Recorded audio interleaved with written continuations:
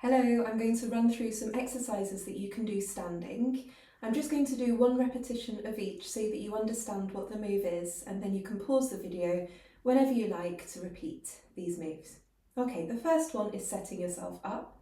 So we're going to stand with our heels aligned underneath our hips and allow the knees to soften.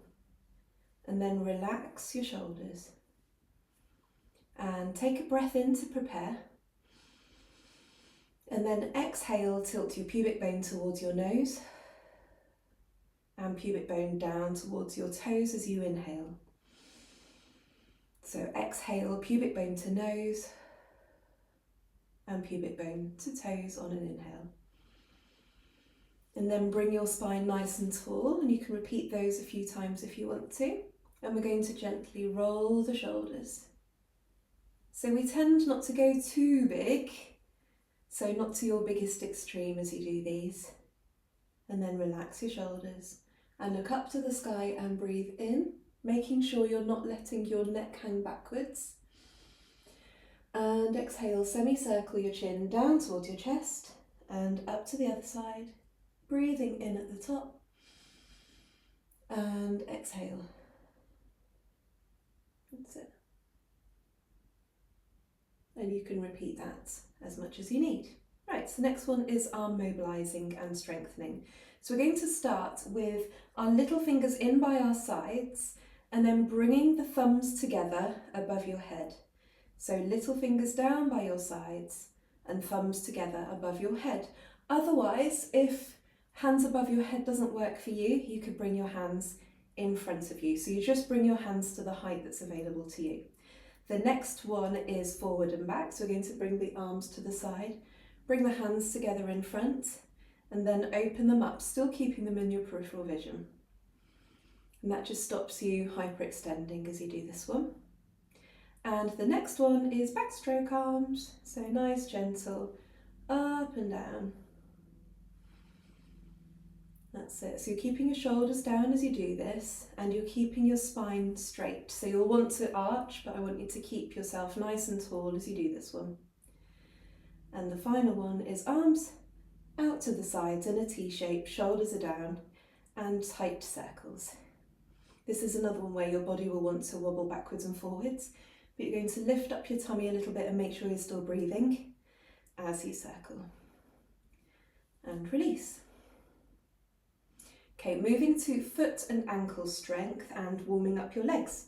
So these are great for making your ankles nice and strong. So if you lift one heel and then lower it back down and lift the other and lower back down. So 2 points. Try and make sure when you lift the heel, you're keeping the ankles strong and straight, so you're not sickling outwards as you're doing it. That's it. And then also when you land the heel down, make sure you're not bending the knee backwards. So an option here is to swap mid-air as well. That's it. And the next move is knee bend. So imagining you're standing up against a wall and you're going to very gently slide down that wall and slide back up again. And try not to do this to pain. In an ideal world, your feet will be facing forward and your knees will be tracking those toes. If that doesn't feel comfortable to you, you could angle them slightly outwards and track, and you can also keep this much, much smaller. Okay. Right, progressive balance. So having something that you can hold on to that's nearby, so chairs, walls, mantelpieces, sinks if you're doing your teeth. And we're going to start by holding on to whatever surface you have got and lifting an ankle. So try lifting the ankle first of all and then lower. And the next move you could try is lifting the ankle and bringing your foot up off the floor. That's it. And then lower down.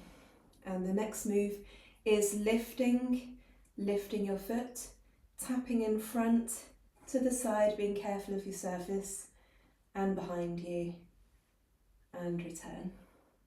And you could try lifting, not tapping, and circling all the way around without putting your foot down, and returning. Okay. And the next round you could try is keeping the surface close to you and lifting the heel. That's it. And then you could lift the foot. That's it.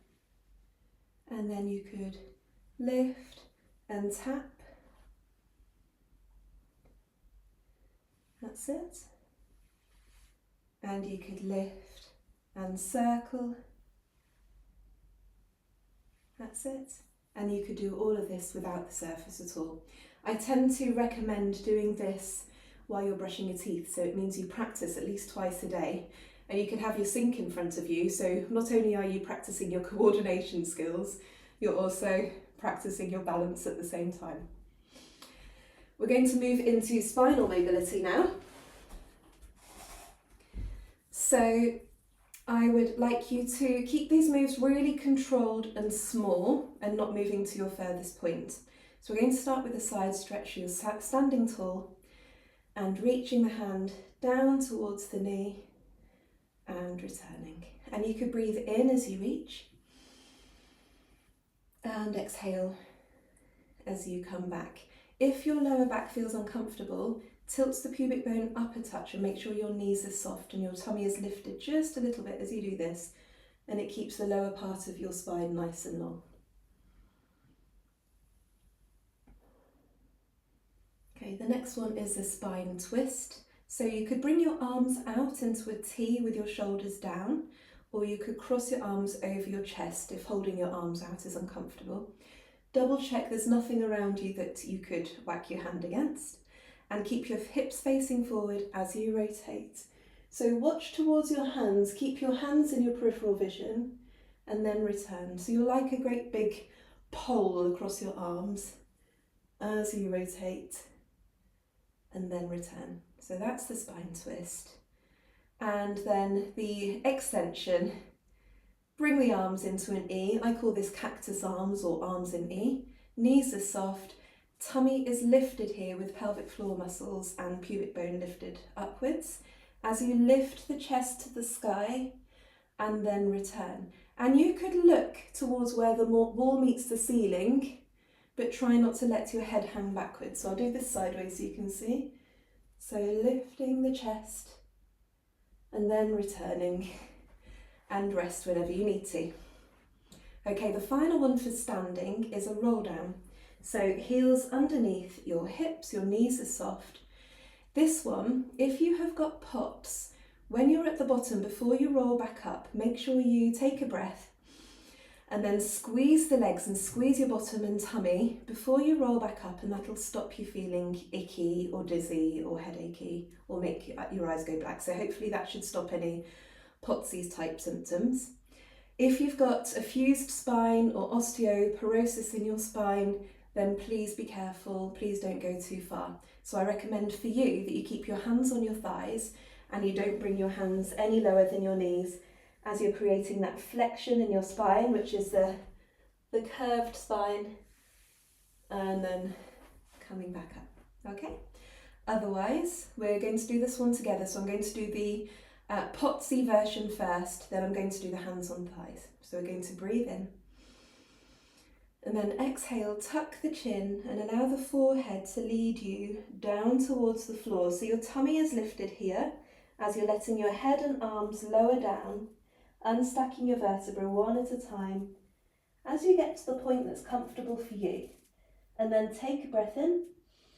Exhale, lift up the tummy, squeeze the legs, squeeze the bum, squeeze the tummy as you roll your way back up. That's it, restack your vertebrae on top of each other, keeping the legs squeezed, and then gently let them go so the blood doesn't suddenly drop. Okay, this is the osteoporosis and fused spine version, so breathing in. And exhale, start peeling your way down, lifting up your tummy, allowing your knees to soften. As you roll, letting your head relax downwards, taking a breath here, and exhale, bringing yourself back up. Okay, thank you so much for watching. I hope you enjoyed this. Remember, you can pause each step so that you can take some time getting to know the moves and repeating them, and then move on to the next one.